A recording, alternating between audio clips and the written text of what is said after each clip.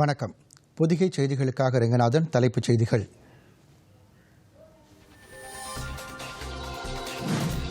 பல்வேறு பிரச்சினைகளை எழுப்பி எதிர்க்கட்சிகள் அமளி. நாடாளுமன்ற இரு அவைகளும் பிற்பகல் வரை ஒத்திவைப்பு.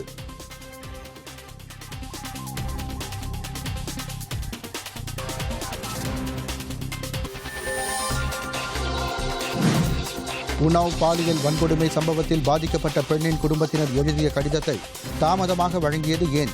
பதிவாளர் பதிலளிக்க உச்சநீதிமன்றம் உத்தரவு.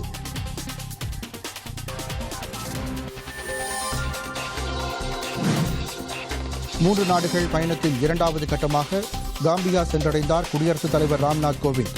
இன்று அந்நாட்டு அதிபரை சந்தித்து பேச்சு நடத்துகிறார்.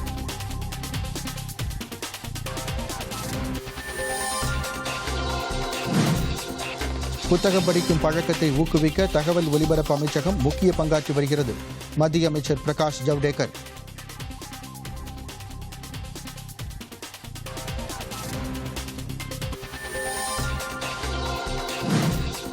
கரூரில் கட்டப்பட்ட புதிய மருத்துவக் கல்லூரி காணொலி காட்சி மூலம் தொடங்கி வைத்தார் முதலமைச்சர் எடப்பாடி பழனிசாமி.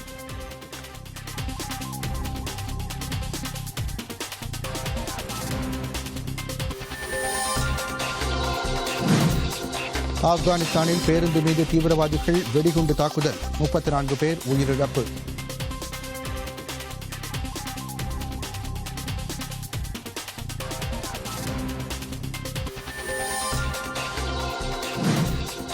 சர்வதேச பேட்மிண்டன் தரவரிசை முதல் 20 இடங்களுக்குள் முன்னேறினார் இந்தியாவின் சாய் பிரணீத்.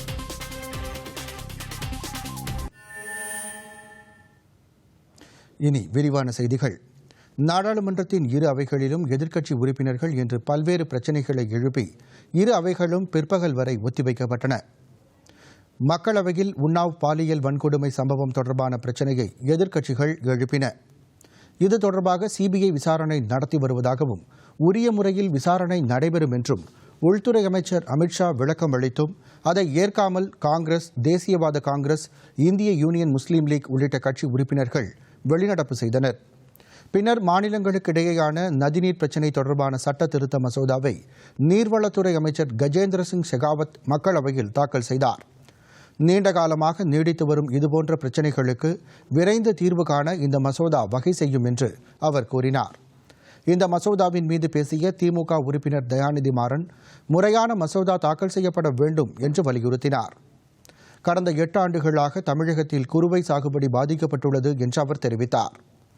தற்போது அரசு கொண்டு வந்துள்ள மசோதா நிறைவேற்றப்பட்ட பின்னர் காவிரி மேலாண்மை ஆணையம் தொடர்ந்து இருக்குமா என்று அவர் கேள்வி எழுப்பினார்.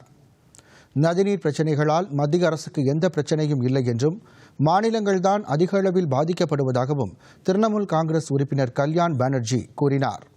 தொடர்ந்து அவையில் பல்வேறு பிரச்சினைகள் காரணமாக அமளி ஏற்பட்டதால் அவை பிற்பகல் 2:05 மணி வரை ஒத்திவைக்கப்பட்டது.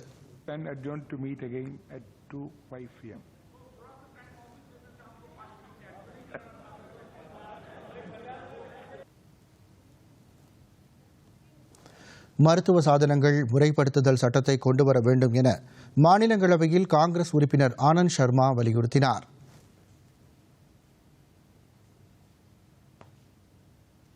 மாநிலங்களவையில் நிறைவேற்றப்படும் மசோதாக்கள் அவசர கதியில் நிறைவேற்றப்படாமல் உரிய கால அவகாசத்துடன் உரிய முறையில் பரிசீலிக்கப்பட்டு நிறைவேற்றப்பட வேண்டும் என்று திரிணாமுல் காங்கிரஸ் உறுப்பினர் டெரிக் ஓப்ரையன் வலியுறுத்தினார்.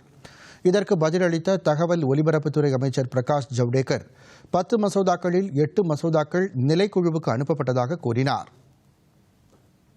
மாநிலங்களவையில் பின்னர் அமளி நிலவியதால் பிற்பகல் 2 மணி வரை அவை ஒத்திவைக்கப்பட்டது. உன்னாவ் பாலியல் வன்கொடுமைக்கு ஆளான பெண்ணின் குடும்பத்தினர் எழுதிய கடிதத்தை தாமதமாக வழங்கியது ஏன் என்று உச்சநீதிமன்றம் கேள்வி எழுப்பியுள்ளது. இது தொடர்பாக ஒரு வாரத்திற்குள் பதிலளிக்குமாறு உச்சநீதிமன்ற பதிவாளருக்கு தலைமை நீதிபதி ரஞ்சன் கோகாய் உத்தரவிட்டுள்ளார்.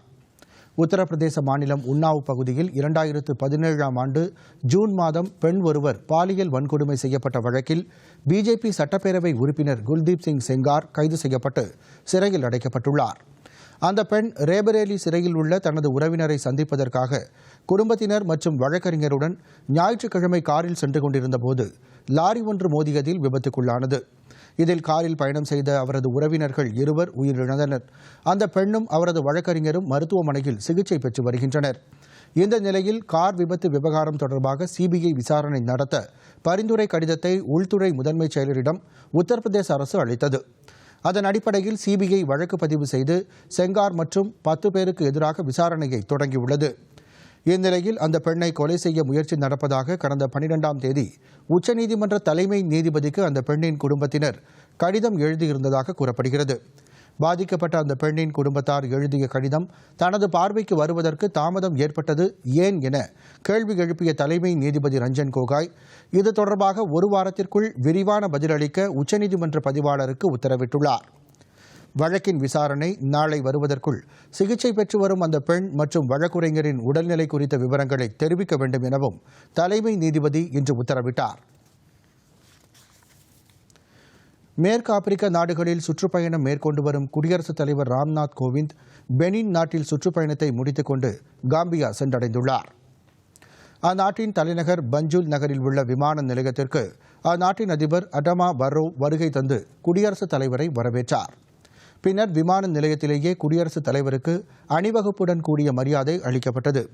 காம்பியா நாட்டிற்கு இந்திய குடியரசுத் தலைவர் ஒருவர் செல்வது இதுவே முதன்முறை என்று குடியரசுத் தலைவர் மாளிகையின் அதிகாரப்பூர்வ ட்விட்டரில் தெரிவிக்கப்பட்டுள்ளது. காம்பியா அதிபர் அடாமா பாரோவை இன்று அவர் சந்தித்து இருதரப்பு உறவுகள் குறித்து பேச்சு நடத்துகிறார். அந்நாட்டு நாடாளுமன்றத்திலும் குடியரசுத் தலைவர் உரையாற்றவுள்ளார்.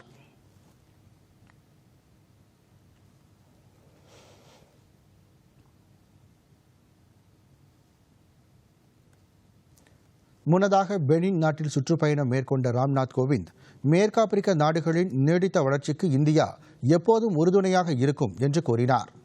மேலும் அந்நாட்டிற்கு $100 மில்லியன் நிதி உதவி வழங்க இந்தியா முன்வந்துள்ள தகவலையும் தெரிவித்தார். பின்னர் இரு நாடுகளுக்கிடையே பல்வேறு ஒப்பந்தங்களும் கையெழுத்தாயின.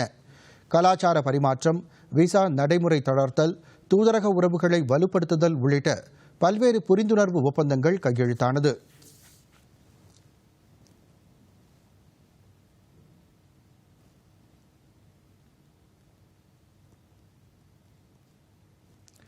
தகவல் ஒலிபரப்பு அமைச்சகத்தின் பதிப்பக பிரிவின் மறுவடிவமைப்பு செய்யப்பட்ட இணையதளத்தை தகவல் ஒலிபரப்புத்துறை அமைச்சர் பிரகாஷ் ஜவ்டேகர் இன்று தொடங்கி வைத்தார். www.publicationsdivision.nic.in என்ற இந்த இணையதளம் தகவல் ஒலிபரப்பு அமைச்சகத்தின் பதிப்பக பிரிவு வெளியிட்ட புத்தகங்கள் மற்றும் இதழ்கள் தொடர்பான அனைத்து விவரங்களையும் கொண்டுள்ளது.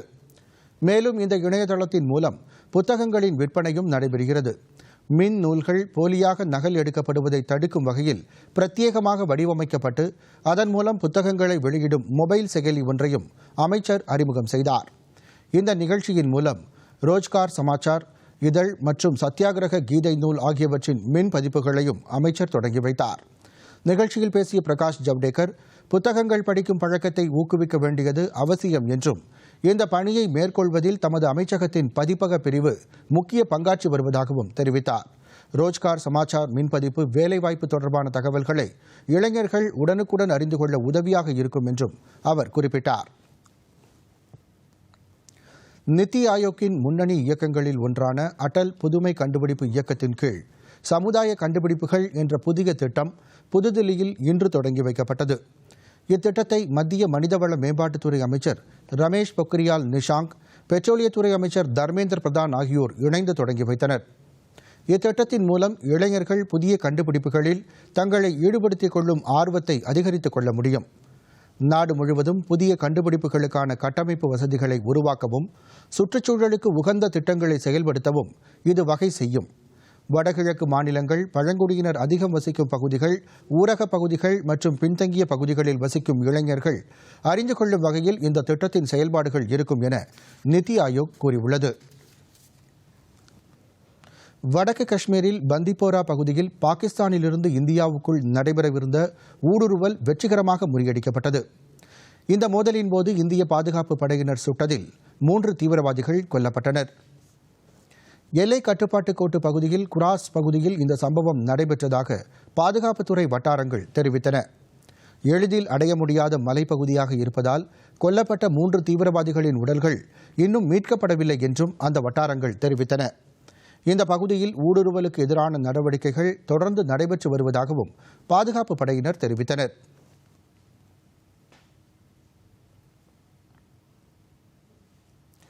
ஜம்மு காஷ்மீர் ரஜோரி பகுதியில் பாகிஸ்தான் படைகள் துப்பாக்கிச்சூடு நடத்தினர். இந்தியா பாகிஸ்தானுக்கு இடையிலான போர் நிறுத்த ஒப்பந்தத்தை மீறி தொடர்ந்து 4வது நாளாக இந்த துப்பாக்கிச்சூடு சம்பவம் நடந்துள்ளது. பூஞ்ச் மற்றும் ரஜௌரி பகுதிகளில் இதற்கு முன்னர் நடந்த தாக்குதலில் ஒரு குழந்தை மற்றும் ராணுவ அதிகாரி ஒருவர் உயிரிழந்ததும் 2 பலத்த காயமடைந்ததும் குறிப்பிடத்தக்கது.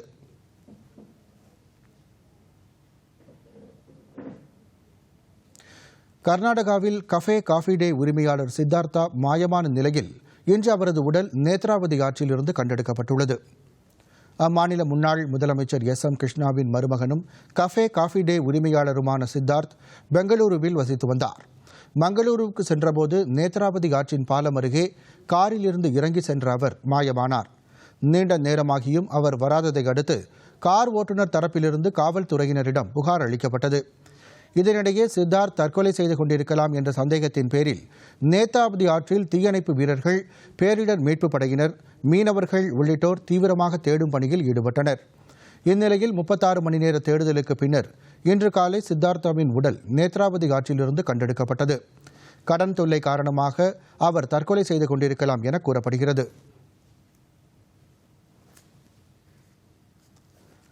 அவரது மறைவுக்கு கர்நாடக முதலமைச்சர் BS எடியூரப்பா, முன்னாள் பிரதமர் HD தேவகவுடா உள்ளிட்டோர் இரங்கல் தெரிவித்துள்ளனர். பொருளாதாரத்தில் பின்தங்கிய முன்னேறிய பிரிவினருக்கான 10% இடஒதுக்கீட்டிற்கு எதிரான மனுக்களை அரசியல் சாசன அமர்வுக்கு அனுப்புவது தொடர்பாக பரிசீலித்து முடிவு செய்யப்படும் என்று உச்சநீதிமன்றம் கூறியுள்ளது. நீதிபதி SA பாப்டே தலைமையிலான அமர்வு இது தொடர்பான மனுக்களை நேற்று விசாரித்தது. அந்த மனுக்களில் 10% இடஒதுக்கீட்டிற்காக அரசு கொண்டு வந்த திருத்தம் அரசியல் சாசன சட்டத்திற்கு எதிரானது எனவும் பொருளாதார அடிப்படையில் மட்டுமே இடஒதுக்கீடு வழங்க முடியாது என்று தெரிவிக்கப்பட்டிருந்தது. இதன் மீதான விசாரணை இன்றும் நடைபெறும் என்று உச்சநீதிமன்றம் கூறியுள்ளது. பொருளாதாரத்தில் பின்தங்கிய முன்னேறிய பிரிவினருக்கான 10% இடஒதுக்கீட்டிற்கு இடைக்கால தடை விதிக்க உச்சநீதிமன்றம் ஏற்கனவே மறுப்பு தெரிவித்திருந்தது. எனினும் இதற்காக அரசு கொண்டு வந்த சட்ட திருத்தம் செல்லுபடியாகுமா என்பது குறித்து விசாரிக்க ஒப்புக்கொண்ட நீதிமன்றம் இது தொடர்பாக பதிலளிக்குமாறு கூறி மத்திய அரசுக்கு நோட்டீஸ் அனுப்பியிருந்தது. மகாராஷ்டிர மாநிலம் சோலாப்பூரில் வங்கி கட்டிடம் ஒன்று இடிந்து விழுந்ததில் 10க்கும் மேற்பட்டோர் இடிபாடுகளில் சிக்கியுள்ளனர். இன்று அக்கட்டிடம் இடிந்து விழுந்தபோது 20 பேர் அதில் சிக்கிய நிலையில் 10 பேர் பாதுகாப்பாக மீட்கப்பட்டனர். எஞ்சியவர்களை மீட்கும் பணி முழுவீச்சில் நடைபெற்று வருவதாக மீட்புப் படையினர் தெரிவித்துள்ளனர்.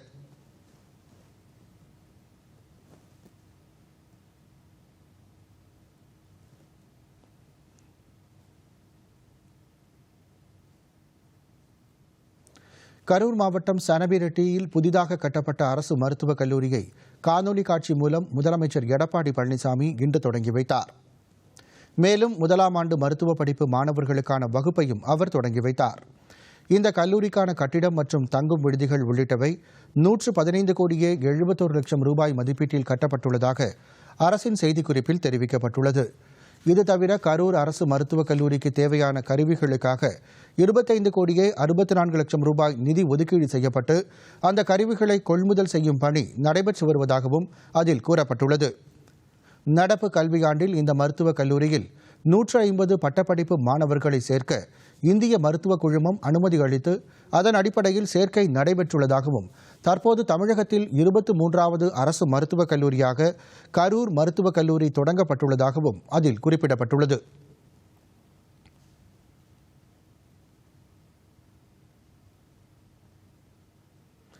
தமிழக மக்கள் நல்வாழ்வுத்துறை சார்பில் கோவை, தூத்துக்குடி, நாமக்கல், நீலகிரி, திருவள்ளூர், தஞ்சாவூர், திருச்சி, விருதுநகர் ஆகிய மாவட்டங்களில் 9 கோடியே 60 லட்சம் ரூபாய் மதிப்பீட்டில் கட்டப்பட்டுள்ள மருத்துவமனை கட்டிடங்கள், ஆரம்ப சுகாதார நிலைய கட்டிடங்கள் உள்ளிட்டவற்றையும் முதலமைச்சர் எடப்பாடி பழனிசாமி தலைமைச் செயலகத்திலிருந்து காணொலி காட்சி மூலம் தொடங்கி வைத்தார். இந்த நிகழ்ச்சிகளில் மக்கள் நல்வாழ்வுத்துறை அமைச்சர் சி. விஜயபாஸ்கர், தலைமைச் செயலாளர் சண்முகம், மக்கள் நல்வாழ்வுத்துறை செயலாளர் பீலா ராஜேஷ் உள்ளிட்டோர் கலந்து கொண்டனர். இனி வருவது விரைவுச் செய்திகள்.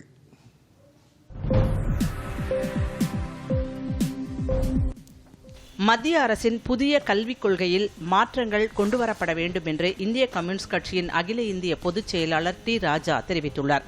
சென்னை தியாகராய நகரில் செய்தியாளர்களை சந்தித்த அவர், அண்மையில் வெளியிடப்பட்ட நிதிநிலை அறிக்கை சாதாரண மக்களுக்கும் உதவும் வகையில் இல்லை என்று கூறினார். மத்திய அரசு மேற்கொண்டு வரும் பொதுத்துறை நிறுவனங்களை தனியார் மயமாக்கும் திட்டங்கள் தவிர்க்கப்பட வேண்டும் என்றும் அவர் கேட்டுக் கொண்டார். மக்களவைத் தேர்தலில் பிஜேபி அதிக இடங்களில் வென்றதால் அரசியல் சட்டத்தையே திருத்தம் செய்தாலும் ஆச்சரியப்படுவதற்கு இல்லை என்று மார்க்சிஸ்ட் கம்யூனிஸ்ட் கட்சியின் மாநில செயலாளர் கே பாலகிருஷ்ணன் கூறியிருக்கிறார். வேலூர் மக்களவைத் தேர்தலை நடத்தும் தேர்தல் ஆணையம் தமிழ்நாட்டில் காலியாக உள்ள நாங்குநேரி, விக்கிரவாண்டி சட்டப்பேரவை தொகுதிகளுக்கு இடைத்தேர்தலை நடத்தாமல் இருப்பது ஏன் என்று வினவினார். மாநில அரசுகளுக்கு சம்பந்தமில்லாமல் கல்விக் கொள்கை சம்பந்தமான வரைவு நகலை மத்திய அரசு தயாரித்துள்ளது என்றும் அவர் குறை கூறினார்.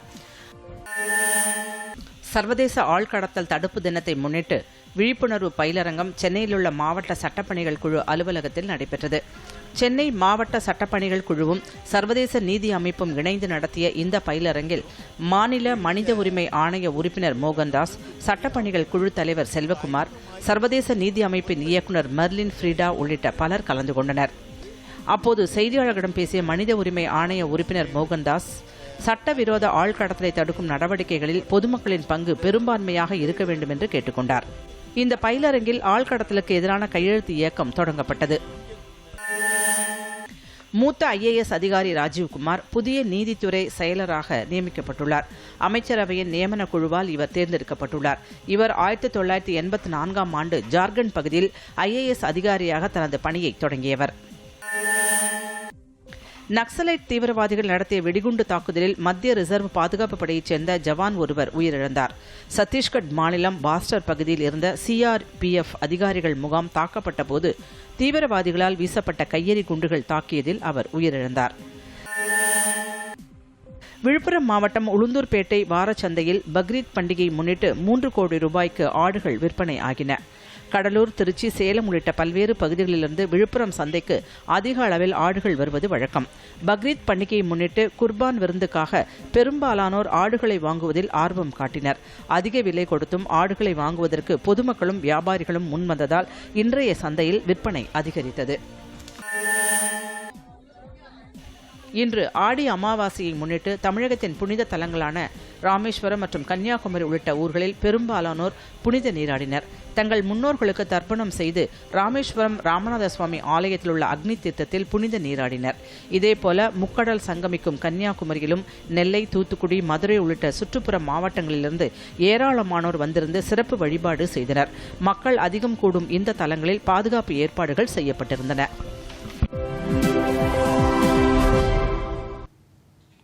அடுத்து வருவது உலகச் செய்திகள்.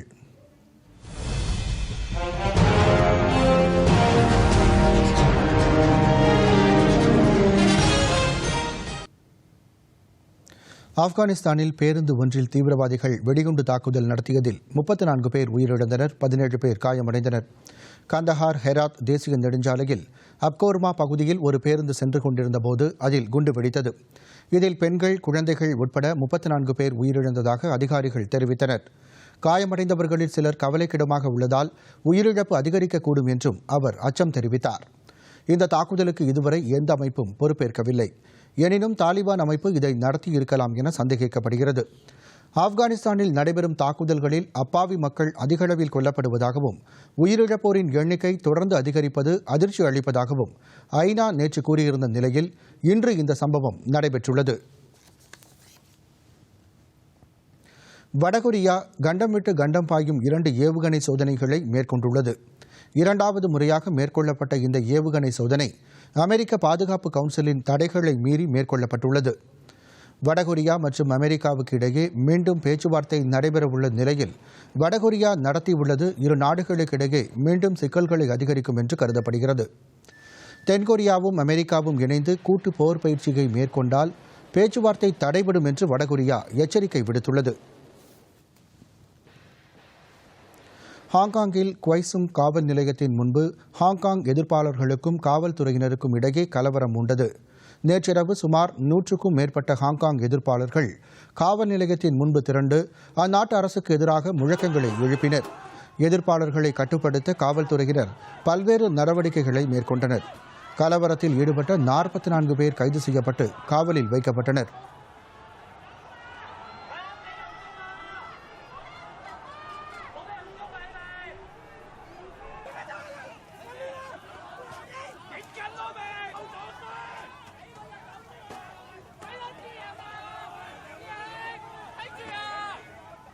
பாகிஸ்தானின் குவெட்டா நகரில் தீவிரவாதிகள் நிகழ்த்திய குண்டுவெடிப்பில் 2 காவலர்கள் உட்பட 5 பேர் உயிரிழந்தனர். 38 பேர் படுகாயமடைந்தனர். குவெட்டா காவல் நிலையத்திற்கு அருகே நிறுத்தப்பட்டிருந்த மோட்டார் வாகனத்திலிருந்து சக்தி வாய்ந்த குண்டு வெடித்தது. இதுகுறித்து காவல்துறை அதிகாரிகள் காவல்துறை வாகனத்தை குறிவைத்து வெடிகுண்டுகள் நிரப்பப்பட்ட மோட்டார் வாகனம் காவல் நிலையத்திற்கு அருகே நிறுத்தி வைத்தது கண்டறியப்பட்டுள்ளதாக தெரிவித்தனர். இதனைத் தொடர்ந்து அந்த பகுதியில் பாதுகாப்பு ஏற்பாடுகள் பலப்படுத்தப்பட்டுள்ளன. இந்த குண்டுவெடிப்பிற்கு பாகிஸ்தானின் தடை செய்யப்பட்ட தெஹ்ரிக் இ தாலிபான் அமைப்பு பொறுப்பேற்றுள்ளது. இந்த சம்பவத்திற்கு அந்நாட்டு உள்துறை அமைச்சர் உள்ளிட்டோர் கடும் கண்டனம் தெரிவித்துள்ளனர்.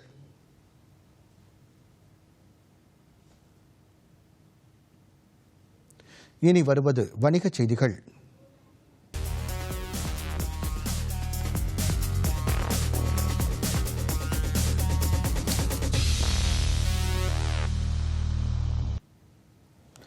கார்ப்பரேட் நிறுவனங்கள் மற்றும் வங்கிசாரா நிறுவனங்களுக்கான வெளிப்புற வணிக கடன் கட்டமைப்பின் நிபந்தனைகளை இந்திய ரிசர்வ் வங்கி தளர்த்தியுள்ளது.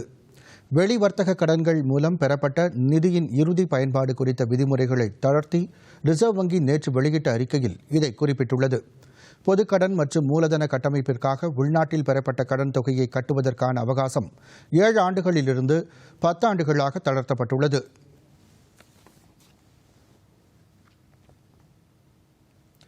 பங்குச்சந்தைகள் இன்று இறக்கத்துடன் தொடங்கின.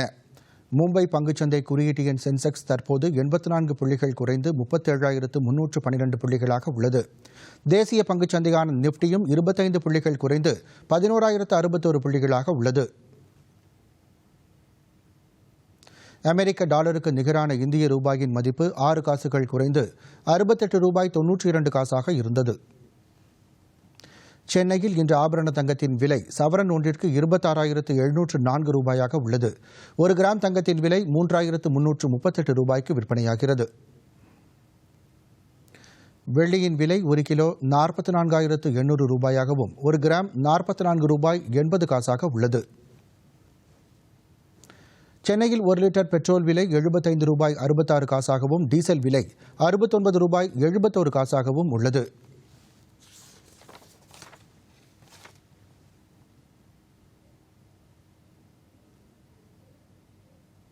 அடுத்து வருவது விளையாட்டுச் செய்திகள்.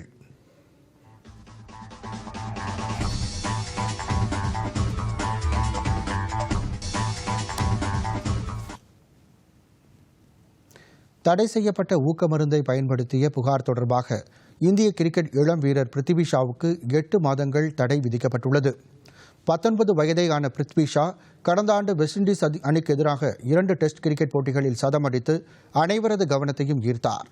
பின்னர் காயம் காரணமாக ஆஸ்திரேலிய அணிக்கு எதிரான தொடரில் பங்கேற்க முடியவில்லை. இந்நிலையில் 20 ஓவர் கிரிக்கெட் போட்டியில் பங்கேற்று ஆடியபோது அவர் டெர்புடலைன் என்ற தடை செய்யப்பட்ட ஊக்க மருந்தை பயன்படுத்தியதாக சோதனையில் தெரியவந்தது.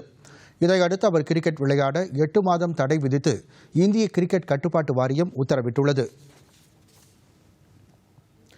உலக பேட்மிண்டன் தரவரிசையில் ஆடவர் ஒற்றையர் பிரிவில் இந்திய வீரர் சாய் பிரணீத் 4 இடங்கள் முன்னேறி 19வது இடத்தை பிடித்துள்ளார். மற்ற இந்திய வீரர்களான கிடாம்பி ஸ்ரீகாந்த், சமீர் வர்மா உள்ளிட்டோர் அதே இடத்தை தக்கவைத்துக் கொண்டுள்ளனர். ஸ்ரீகாந்த் 10வது இடத்திலும் சமீர் வர்மா 13வது இடத்திலும் உள்ளனர். மகளிர் ஒற்றையர் பிரிவில் PV சிந்து 5வது இடத்திலும் சாய்னா நேவால் 8வது இடத்திலும் தொடர்ந்து நீடிக்கின்றனர்.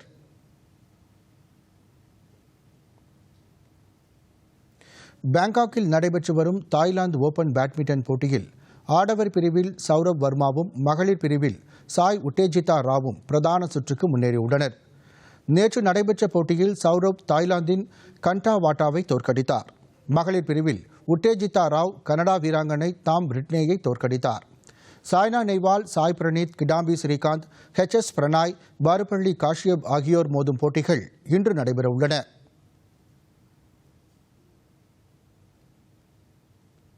தொடர்வது வானிலை.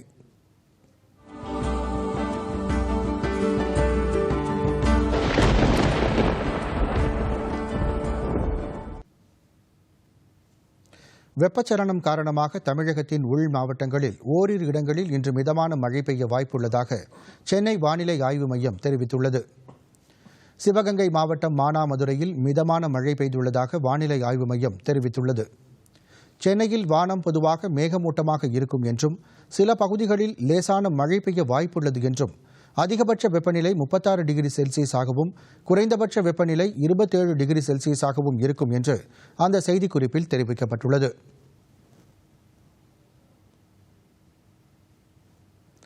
பல்வேறு பகுதிகளில் நடைபெற்ற சில சுவாரஸ்யமான நிகழ்ச்சிகளின் தொகுப்பு.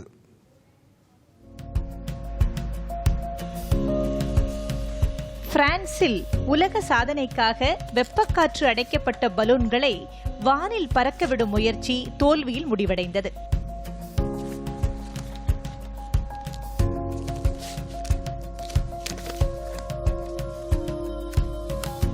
நானூற்று 56 பலூன்களை பறக்கவிட்டு இந்த சாதனையை முறியடிக்க முயற்சித்தனர். ஆனால் குறைந்த எண்ணிக்கையிலேயே பலூன்கள் பறக்கவிடப்பட்டதால் உலக சாதனை படைக்க முடியவில்லை.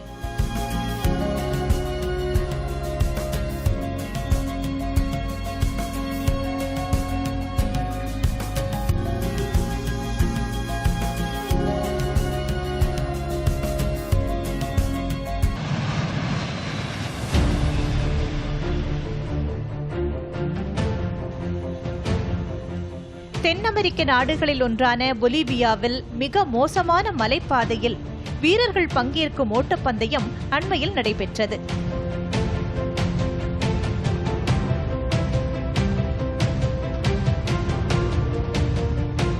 2100 மீட்டர் உயரம் கொண்ட இந்த பாதையில் கடுமையான சவால்களை சந்தித்து வீரர்கள் இலக்கை அடைந்தனர். இந்த போட்டியில் 137 பெண்களும் ஆண்களும் கலந்து கொண்டனர்.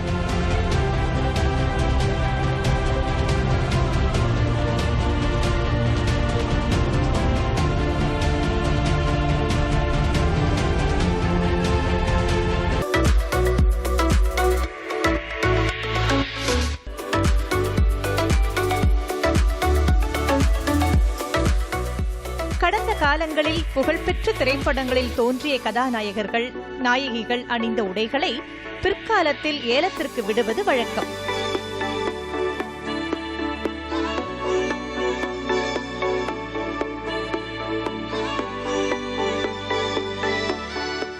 அதுபோல உலக புகழ்பெற்ற டைட்டானிக் திரைப்படத்தில் கதாநாயகன் மற்றும் கதாநாயகியாக நடித்தவர்கள் பயன்படுத்திய ஒப்பனை பொருட்கள் லாஸ் ஏஞ்சல்ஸில் ஏலம் விடப்பட்டது.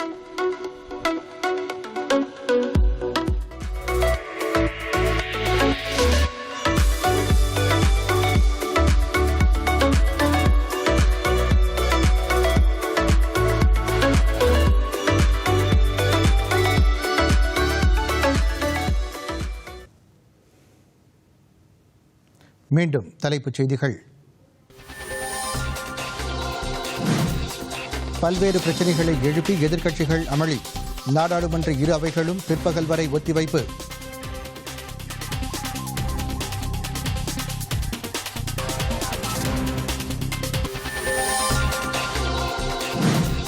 உன்னாவ் பாலியல் வன்கொடுமை சம்பவத்தில் பாதிக்கப்பட்ட பெண்ணின் குடும்பத்தினர் எழுதிய கடிதத்தை தாமதமாக வழங்கியது ஏன்?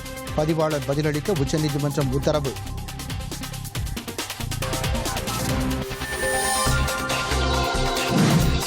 மூன்று நாடுகள் பயணத்தின் இரண்டாவது கட்டமாக காம்பியா சென்றடைந்தார் குடியரசுத் தலைவர் ராம்நாத் கோவிந்த். இன்று அந்நாட்டு அதிபரை சந்தித்து பேச்சு நடத்துகிறார்.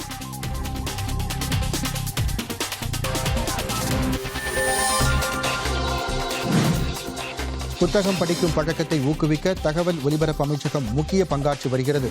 மத்திய அமைச்சர் பிரகாஷ் ஜவ்டேகர்.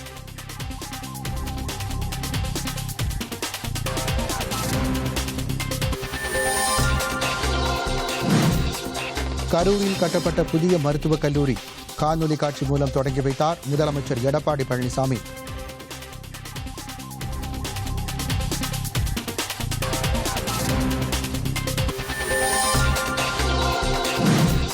ஆப்கானிஸ்தானில் பேருந்து மீது தீவிரவாதிகள் வெடிகுண்டு தாக்குதல். 34 பேர் உயிரிழப்பு.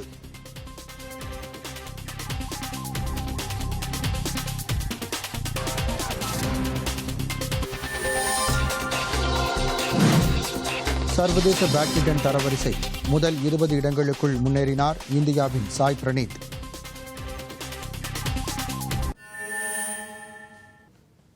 பொதிகை செய்திகளை யூடியூபில் தமிழ் நியூஸ் தூர்தர்ஷன் என்ற சேனலிலும், ட்விட்டரில் Tamil news Doordarshan DD news Chennai என்ற பக்கத்திலும் காணலாம்.